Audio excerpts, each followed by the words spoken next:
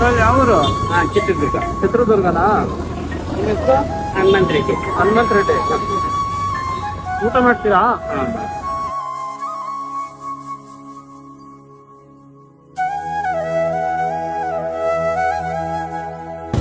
ತಗೊಳ್ಳಿ ತಾತ, ಊಟ ಇದೆ. ಹುಷಾರು. ಇದು ಹೆಂಗಿಟ್ಕೊಂತೀರಾ? ಡಾಕ್ಟರ್ ಇರೋದು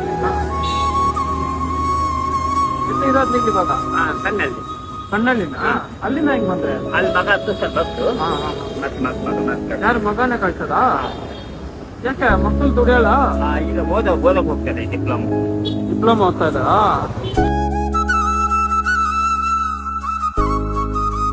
ಸರಿ ಹುಷಾರು. ಸರಿ ನೋಡ್ಕೊಂಡು ಹೋಗಿ.